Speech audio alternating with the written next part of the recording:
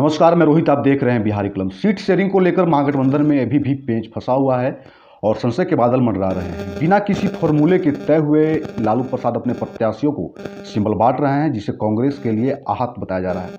मंगलवार की शाम कांग्रेस और आरजेडी के वरिष्ठ नेताओं के बीच दिल्ली में कांग्रेस के केंद्रीय चुनाव समिति के अध्यक्ष मुकुल वासनिक के आवास पर मीटिंग हुई, लेकिन यहां से कोई ऐलान नहीं किया जा सका। अब कहा जा रहा है कि पटना में इसकी घोषणा की जाएगी। कांग्रेस और आरजेडी के वरिष्ठ नेताओं के बीच इस बैठक में सीट शेयरिंग पर चर्चा की गई, लेकिन मीटिंग में आरजेडी नेता तेजस्वी यादव, राज्यसभा सदस्य संजय यादव, कांग्रेस नेता और राष्ट्रीय महासचिव वेणुगोपाल, कांग्रेस के बिहार प्रदेश अध्यक्ष अखिलेश प्रसाद सिंह, कांग्रेस विधायक दल के नेता डॉक्टर शकील अहमद खान मौजूद रहे। हम बताते चलें, खबर है कि इस बैठक में कुछ निर्णय नहीं लिया जा सका है और डील फाइनल नहीं हो पाई है। इस बीच खबर है कि आज भी इसको लेकर मीटिंग हो सकती है। कांग्रेस और आरजेडी के वरिष्ठ नेताओं के बीच इस बैठक में सीट शेयरिंग पर चर्चा की गई, लेकिन मीटिंग में आरजेडी नेता तेजस्वी यादव, राज्यसभा सदस्य संजय यादव, कांग्रेस नेता और राष्ट्रीय महासचिव वेणुगोपाल, कांग्रेस के बिहार प्रदेश अध्यक्ष अखिलेश सिंह, कांग्रेस विधायक दल के नेता डॉक्टर शकील अहमद खान भी मौजूद रहे। लेकिन खबर है कि इस बैठक में कुछ निर्णय नहीं लिया जा सका और डील फाइनल नहीं हो पाई है। इस बीच खबर है कि आज भी इसको लेकर मीटिंग हो सकती है। हालांकि मीटिंग के बाद तेजस्वी यादव ने मीडिया से बात करते हुए कहा है कि किसी भी परिस्थिति में हम लोग साथ रहेंगे और चुनाव लड़ेंगे।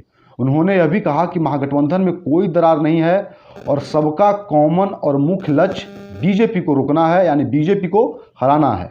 तेजस्वी ने यह भी दावा किया है कि आगामी संसदीय चुनाव में बिहार चौंकाने वाला परिणाम देगा। तेजस्वी ने कहा कि हम लोगों में अंडरस्टैंडिंग बन चुकी है और 1-2 दिनों में सारी चीज़ें साफ हो जाएगी। आगामी चुनाव लेफ्ट, कांग्रेस और आरजेडी साथ मिलकर लड़ेगी और सभी को सम्मानजनक सीटें भी मिलेगी। तेजस्वी ने यह भी कहा कि पटना में जल्द ही इसकी घोषणा की जाएगी। और दूसरी ओर यह खबर आ रही है कि एक और जहां राजद अध्यक्ष पप्पू यादव को मधेपुरा सीट से लड़ने के लिए कह रहे हैं, वहीं वह पूर्णिया सीट को लेकर ही अड़े हुए हैं। सूत्रों से मिली जानकारी के अनुसार पप्पू यादव की जन अधिकार पार्टी के कांग्रेस में विलय के बाद राजद, दरअसल पप्पू यादव ने स्वयं कहा था कि उनकी पार्टी का राजद में विलय करने का ऑफर था, लेकिन उन्होंने कांग्रेस में विलय करना उचित नहीं समझा और लोकसभा चुनाव ही नहीं बल्कि कांग्रेस पप्पू यादव को साथ लेकर भविष्य की ओबीसी राजनीति साधने की जुगत में है और पार्टी का जनाधार बिहार में मजबूत करने की ओर बढ़ना चाहती है। लेकिन राजद अध्यक्ष लालू प्रसाद यादव ने पूर्णिया सीट से जदयू छोड़कर आई राजद में शामिल हुई बीमा भारती को सिंबल दे दिया है।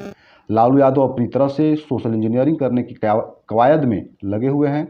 जाहिर तौर पर बीमा भारती की राजद से उम्मीदवारी पप्पू यादव और कांग्रेस की प्लानिंग के लिए बड़ा झटका था, वह भी तब जब पप्पू यादव ने लालू यादव से मिलकर अपनी बात कह दी थी और पूर्णिया की दावेदारी की बात सार्वजनिक तौर पर घोषणा की थी। साफ है कि यह कांग्रेस पप्पू यादव की सीट को लेकर आश्वस्त थी। पप्पू यादव ने कई बार कहा भी है कि पूर्णिया मेरी मां है और मैं पूर्णिया नहीं छोड़ूंगा, भले ही जान दे दूंगा। इतना ही नहीं, कांग्रेस ने नवादा, पूर्वी चंपारण, औरंगाबाद, कटिहार, सासाराम, काराकाट और पूर्णिया की सीटों के लिए एक सूची तैयार कर रखी थी, लेकिन राजद ने गया से कुमार सर्वजीत, औरंगाबाद से अभय कुशवाहा, नवादा से श्रवण कुशवाहा, पूर्णिया से बीमा भारती और जमुई से अर्चना रविदास के लिए उम्मीदवारों की घोषणा से कांग्रेस को झटका लगा है। इतना ही नहीं, कांग्रेस को सीपीआई के द्वारा अवधेश कुमार राय को बेगूसराय सीट से प्रत्याशी बनाए जाने के बाद भी झटका लगा, क्योंकि वहां से कन्हैया कुमार को लड़ाने की चर्चा चल रही थी। वहीं कांग्रेस और राजद के बीच कटिहार लोकसभा सीट को लेकर भी गहरी असहमति है। राजद इसे अपने पूर्व राज्यसभा सांसद अशफाक करीम और कांग्रेस नेता तारिक अनवर के लिए चाहते हैं। कांग्रेस और राजद के बीच सहमति बनती भी है तो दोनों पार्टियों को एक सीट तो शायद छोड़नी ही पड़े। ऐसे में तो पप्पू यादव या फिर तारिक अनवर को त्याग करना पड़ेगा। बहरहाल अब देखने वाली बात होगी कि कांग्रेस और आरजेडी के बीच बात बनती है या नहीं। आप बने रहिए बिहारी कलम पर। फेसबुक पर देख रहे हैं तो फॉलो, यूट्यूब सब्सक्राइब करें। नमस्कार।